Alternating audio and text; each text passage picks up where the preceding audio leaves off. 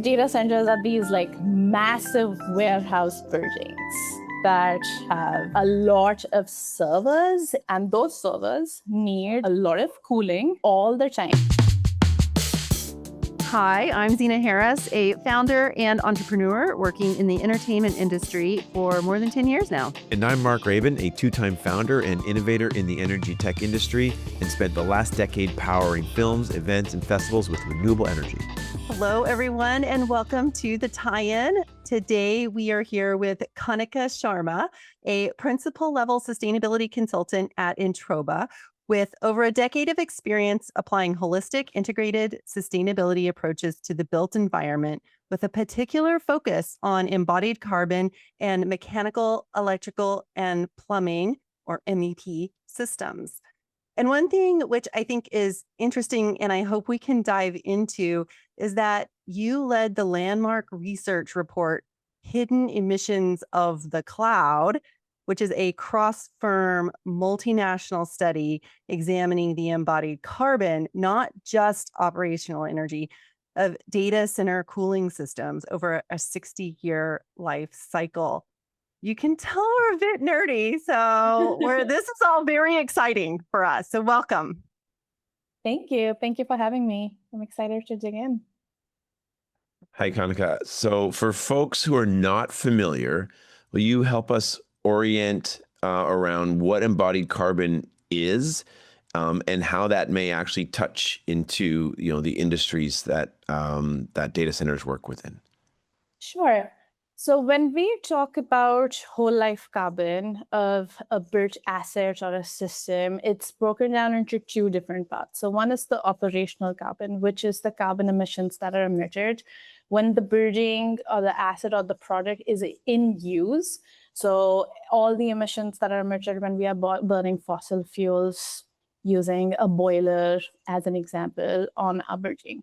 And then there's the embodied carbon piece, which is becoming a central part of the conversation now because of all of the energy efficiency retrofits that are happening on the operational carbon side.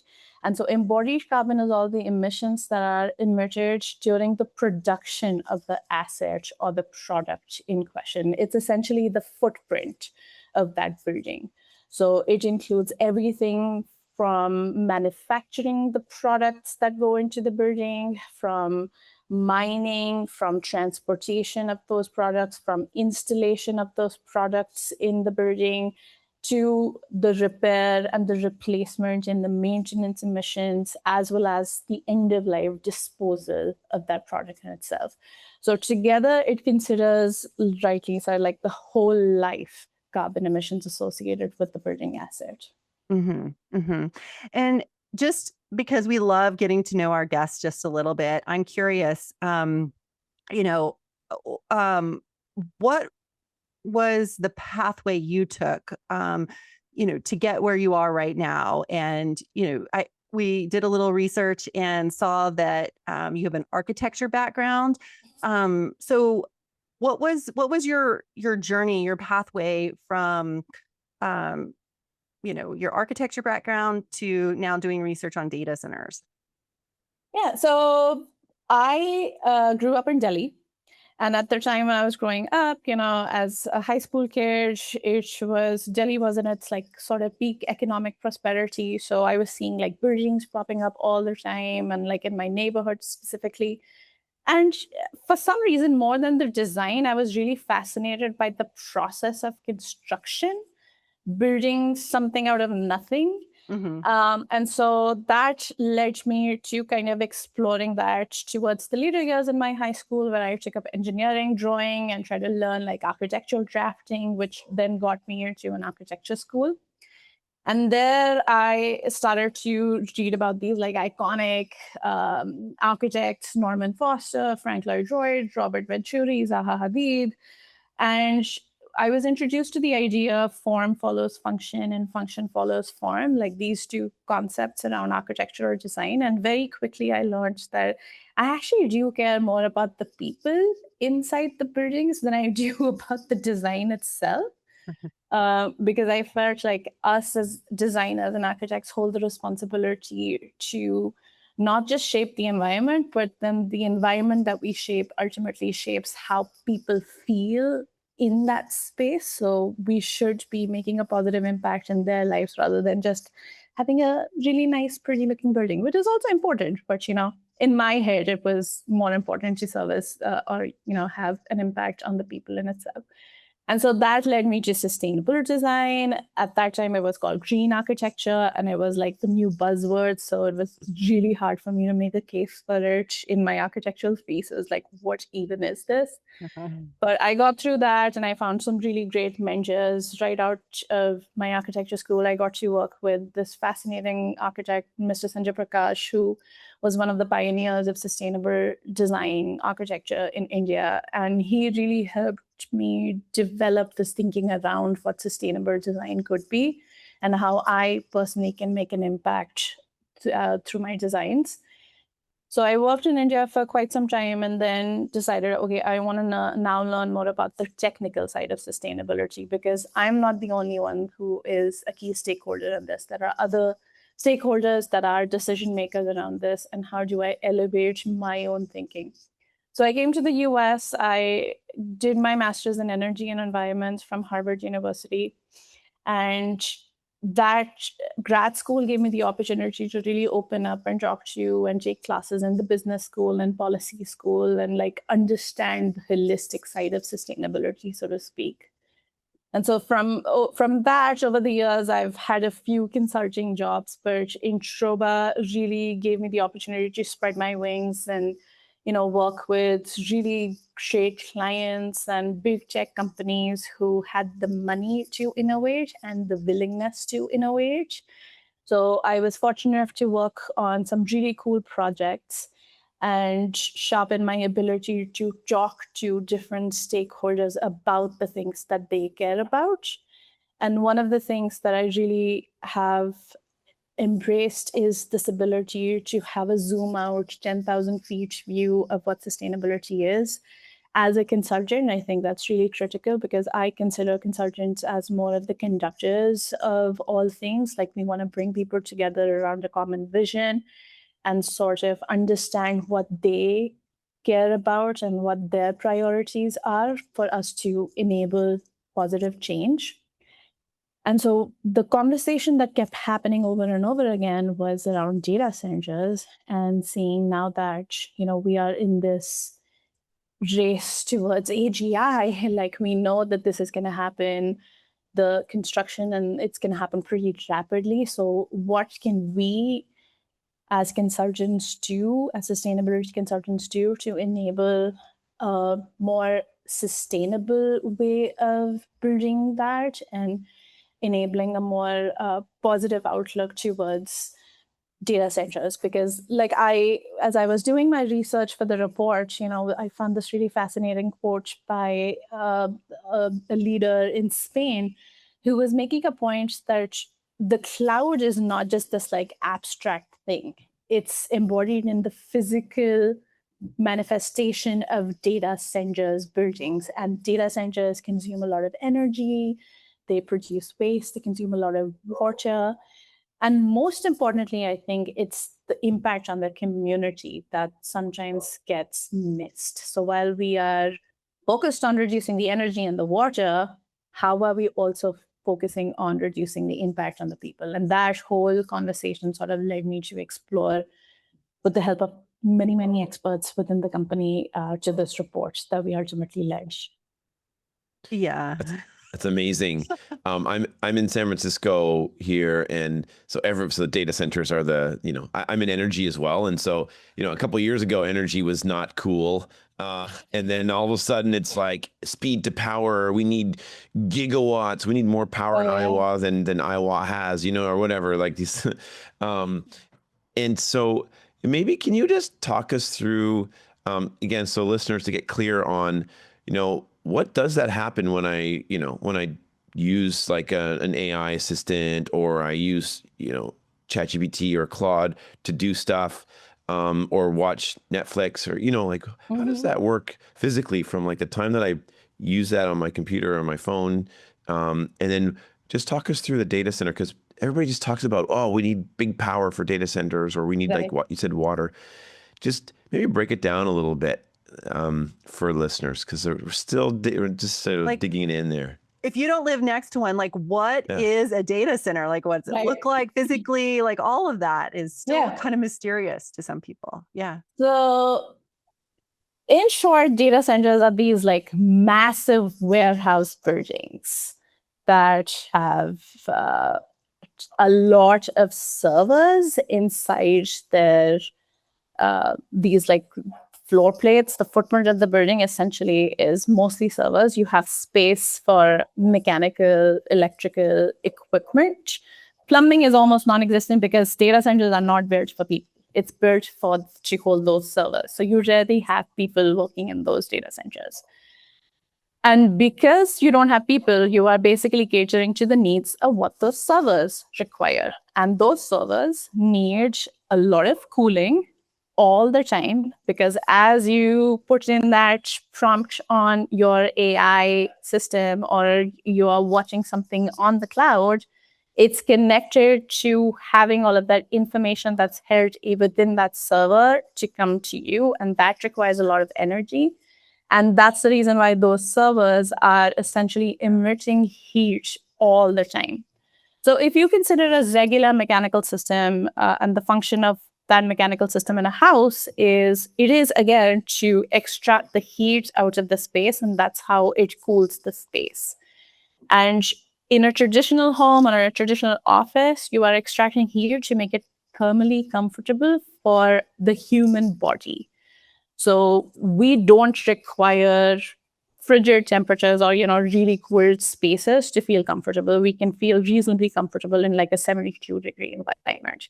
Whereas for servers, and you would notice that if you are maybe sitting in a closed office with a bunch of computers, that space heats up pretty fast because your computers, it's emitting a lot of heat, it's dispensing a lot of heat to keep your system cool. And that's what happens in a space where there are thousands and thousands of servers in a server rack. So all of that heat needs to be extracted from that space. And to do that, you have to run these mechanical systems essentially 24/7 because data centers don't stop.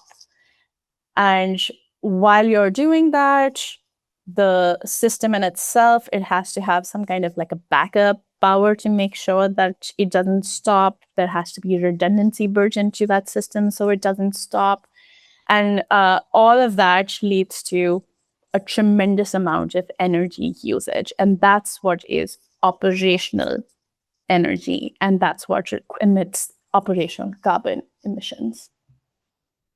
And we saw in your research that over 90% of a data center's lifetime carbon footprint comes from the mechanical and electrical equipment inside. Did we get that right?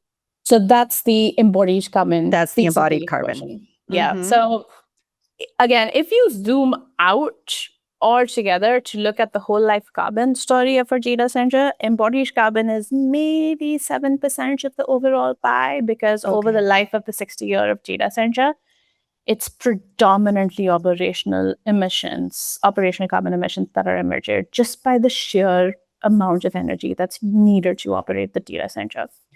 But within the embodied carbon emissions piece of the pie, you have the mechanical systems dominate those carbon emissions. And that's what we found out through our studies and, through this report. So these embodied carbon emissions are essentially emissions that are associated with the manufacturing of the mechanical system that gets put into the data center. When there is any replacement that needs to happen on the mechanical system, that's when, you need to install a part. That's the embodied carbon emissions of that mechanical system.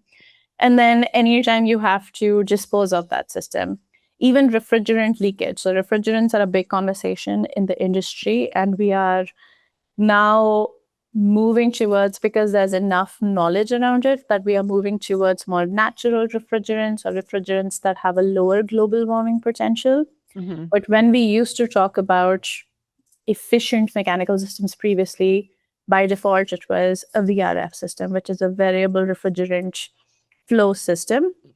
That's efficient, but because of how much refrigerant it holds and because of the fact that refrigerants leak in the environment, it wasn't a very efficient system when you consider whole life carbon aspect of it. And I say that because refrigerants can have global warming potentials that are like 2,000 more times that of carbon in itself. And when we did not know much about those, nobody was thinking about it. But as and when studies came out, and actually one of my colleagues pioneered a study, refrigerant best practices at Introba, and she made folks aware of how critical refrigerants and considering the impact of refrigerants is. And that study has then since been adopted by the industry, and we are having genuine conversations about how do we reduce embodied carbon emissions of those systems. Wow. So just want to double click on the cooling side of things, because that's one of the big things that we do hear about when it comes to communities, right? Like I just saw something in passing. It was like one data center used as much water as this entire city did in a year in like a week or something. I mean, how true is that? And is that water just coming out of the clean municipal water system and then just going back into the drain? Or is it being reused? Is that heat being used for other things? Like, and also is that going to change in the next subsequent generations of data center design? Because it just seems so backwards, Yeah. It seems like a design problem. It's a design fail. Yeah. So data center space is definitely continually evolving to innovate. And, as most technologies get adopted, we generally just push it out without thinking about the unintended consequences down the line, and we're like, okay, we'll figure that out later. And I think that's the same thing that happens in this space as well. So the servers that have been traditionally designed do require fresh water. They cannot function with recycled water. And if you don't have the municipal infrastructure to then take that used fresh water to put it into a recycling plant, then it definitely just goes to waste. Now, there are systems that are now coming online which do have the ability to use less fresh water. And there is innovation happening because, again, now people know better about these things. One of the systems that is up and coming is liquid cooling system, and then also immersion cooling. That's the one that I covered in our report. And immersion cooling uses a non-conductive fluid, which is not liquid, which is not water. So it does have a little less overall water usage. And in terms of, I guess, your last question around with heat. So the other conversation that's been happening around utilizing the waste heat, because again, if you think about it, all that heat is extracted. You can either just dispense it directly into the environment, which warms up the surroundings and causes urban heat island effect and other consequences, or you can use it and pump it somewhere where there is actually a need for heat. And that's the conversation that's happening right now around waste heat utilization. So this heat that is extracted is a low-grade heat, meaning it is lower in temperature than you would normally need to heat up like a space. But there is a mechanism. You can maybe have a heat pump or, an economizer to kind of improve the grade or the temperature of that heat to then use it appropriately in maybe greenhouses or a residential community where that heat can be used effectively and not just having it go to waste. So that's the next level of conversation that's been happening. And liquid cooling actually is a good candidate for that, because when you use liquid cooling, the heat that comes out of it is at a relatively higher temperature than what you would see with an air-cooled chiller. And so you can push it directly into greenhouses or maybe, a space that can make good use of that low-grade heat. Mm-hmm.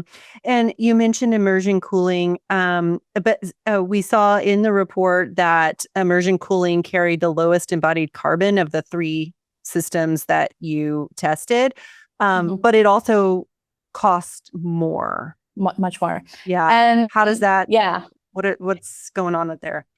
So I think it's because it's one of the up and coming technology, and you don't have that many early adopters. Mm-hmm. So we did look at, in one instance, Microsoft has been piloting that in one of their data centers. But, again, we talk broadly about data centers, but there are different sizes and scales of these data centers. So the hyperscalers, the big gigawatt data centers, I have to do more research on this, but at least when we were doing the report, immersion cooling was not at that point where it could be deployed at that hyperscale for data centers. So it wasn't the default choice.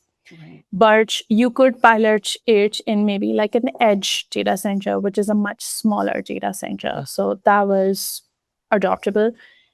And once the technology is adopted more widely is when we would actually see the cost of that technology going down.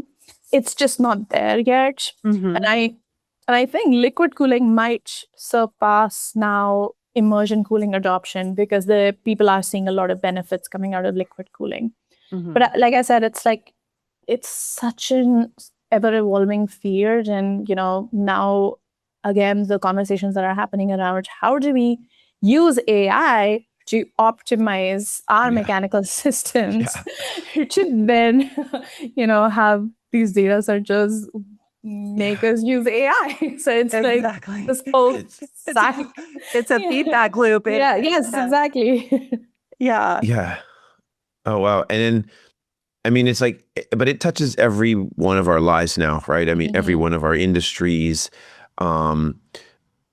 Yeah, I don't know. It's mind blowing, actually, especially being here in sort of Silicon Valley in San Francisco.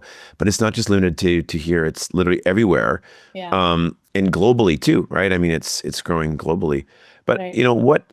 Just as a quick question on what percentage of these data centers do you actually think will be built? And it's more just like a high opinion. This is an opinion piece, maybe, but I'm just curious, right? Because we have this conversation all the time. It's like. I don't know. I don't think it's 100% of these places. I mean, it's already kind of teetering, but do you guys talk about that? Like, and then the what if scenarios? Yeah, we do. So at Introba, we don't just focus on data centers. We have a pretty diversified portfolio. So we are focusing on many different aspects. As it happens, most of the investment is happening in the data center space. So we are pretty focused on looking at that building typology. But in general, I think, I try to listen to different perspectives around this bubble of AI and what it means for us. And while you have the Sam Altmans and like your Dario Amodei, like they are the ones who are obviously this is their business. They want to promote it. They want to say that AGI is right around the corner and it's coming. And then there's the different perspective of Karen Howe, who is the brilliant South Korean journalist who wrote this fascinating book, Empire of AI, and Tristan Harris, who are the sounding board for, well, this is just, their way of making us believe so that they can get trillions and trillions of dollars in investment on this thing. And then, of course, the bigger geopolitical situations around maybe not having enough resources to build the servers that are needed to power these data centers. So I think it's a twofold problem. So in anticipation of this boom, there are data centers being built, but most of these data centers, or at least some of these data centers, even in the San Francisco, Santa Clara area, are just sitting idle. They don't have a connection to the utility. They don't have servers in them. It's just essentially a core and shell being built in anticipation of them being used at some point in the future.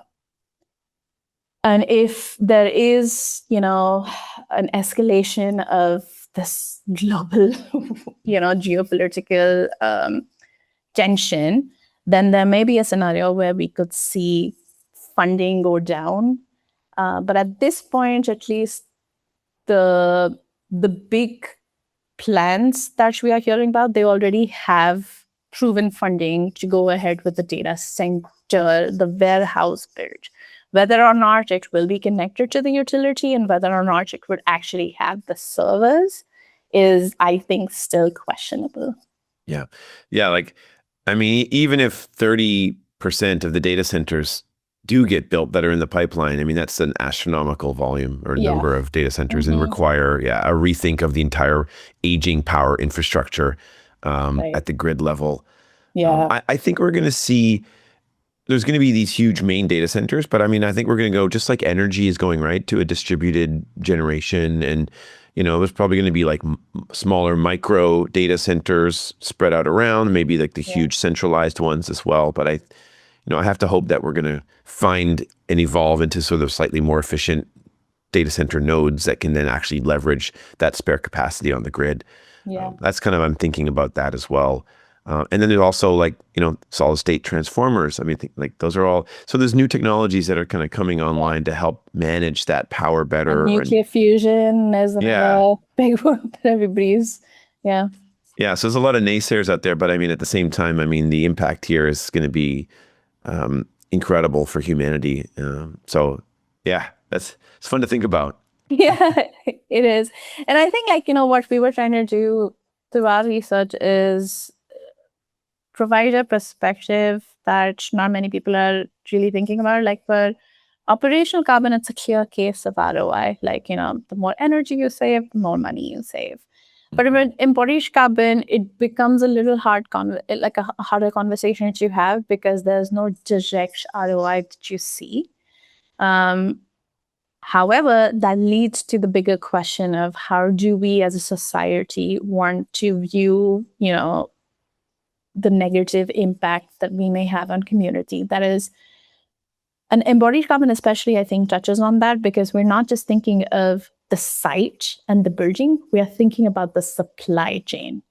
So what is the impact on the people that are actually mining the rare earths, minerals, or the metals that would go into these systems to then, power these data centers?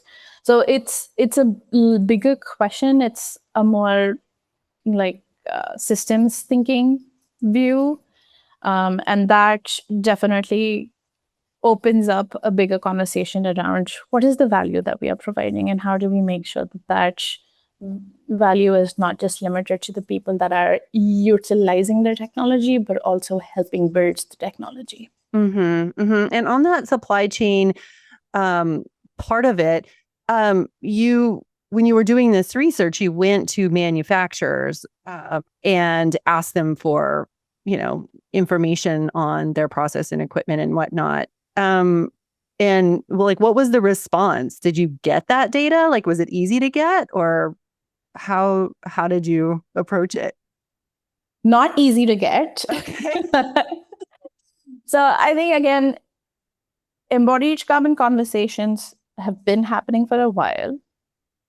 We have a pretty good grasp on the structure and enclosure piece in embodied carbon, because those are systems or those are materials that are very much visible when you construct the building. You can, you can touch them exactly like, if you're sitting, you can touch the walls and, all other things. Mechanical systems are mostly like hidden behind the scenes. They just like, you can't operate. Make it all work. Yeah, it's like magic happens in a way for some people. And so it's that out of sight, out of mind kind of a thinking. And then when we started looking into this and realized how critical in this whole life carbon conversation mechanical systems actually is, we started asking manufacturers for environmental product declarations, which holds all the information around embodied carbon and supply chain carbon. And they rightly so were like, what are you asking us about? Like, we are not really thinking about this. So we followed this TN65 methodology that, again, one of my colleagues helped pioneer in the UK for SIPC that is now being brought into ASHRAE and is considered industry standard now. So that is a methodology that we used in lieu of the EPDs being available in the market. But to your question about reaching out to manufacturers, we did do a lot of outreach. We got some positive response where they were like, yes, we would definitely love to help you and we want to understand what this is. And we had calls with the manufacturers. In most cases, though, because this is such a complex supply chain, they do not have visibility to all those pieces and parts of the puzzle. And so even though the intent was there, the system hasn't been set up so as to provide us the information. So that was the challenge that we were running into where and there was like a wide variety. So some manufacturers straight up were like, no, we don't have this information. We can't do anything. Then some were like, yes, we can provide you, but we need more intel.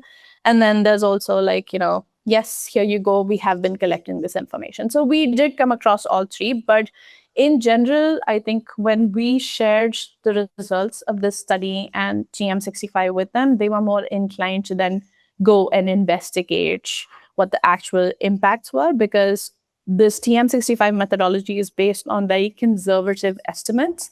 So in a way, it is designed to incentivize manufacturers to go and prove to us, the consultant, that no, the carbon that you're estimating is actually pretty high.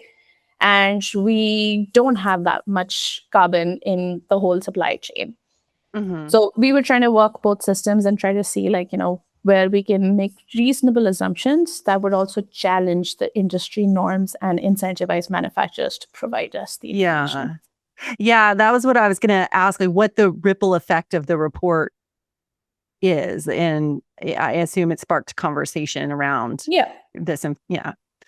So it did. And I also, a colleague of mine forwarded me another report coming out of Australia where they have referenced our report to try to make a case for, why this is another critical piece in the data center construction and deployment.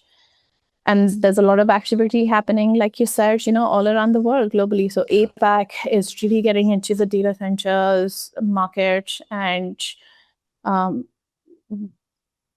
North America sort of, whenever we lead, the rest of the world follows. So we have to showcase what is possible for the world to kind of see, what are the gaps that they could try to leapfrog and already get ahead of the curve without having to face the same pitfalls that, we are facing here. Mm-hmm. Yeah. Mm-hmm. Yeah. And then there'll be designs and new innovation that we haven't even imagined yet. Yep, exactly. So it's like, but we need to understand the baseline. We've got to build Gen 1, right? Innovate a little bit, Gen 2. But that's very exciting. And maybe just one last thing around back to entertainment. So you're in LA, obviously you're surrounded by entertainment. Have you guys worked with entertainment at all? Are you having these types of conversations with the studios around their carbon emissions in data centers in the cloud? Because that's what that's where the entire business is now, right? I mean, we're streaming and so on. I'm just curious if you've had those deeper conversations with the entertainment industry. Yeah, we do have a couple of pretty cool entertainment clients who are looking at the emissions profile of their studios. Okay. That these entertainment businesses are going to occupy, and then create content for everybody. And if you consider just the typology of the studios versus data centers, it's essentially the same thing. These are these big, massive warehouses. That's exactly what we use. Yeah. So we've been trying to do some embodied carbon accounting of those studio spaces in LA, in New York, in some of the other parts in the country to try to understand from the owner's perspective, the people who are building these studio spaces for then, the Netflixes of the world or the Disneys of the world to occupy.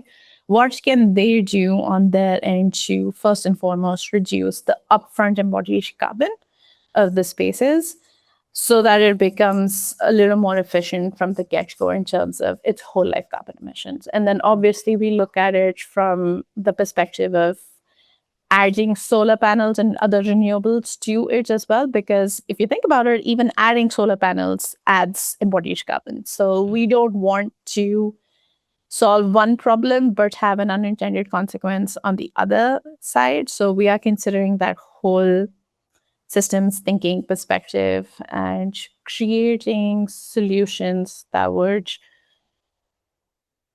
provide meaningful trade-offs between the two, but on a whole have a more have a more like in a way a reduced negative impact on not just on the accounting side, but also the actual functional side of things.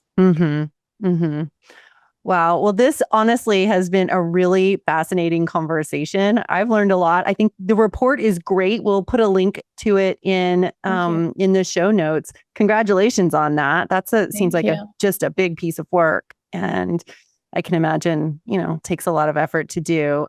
Where can people find you and follow your work? Yes, for sure. So if you want, you can put in my LinkedIn as well, and people can reach out to me over there.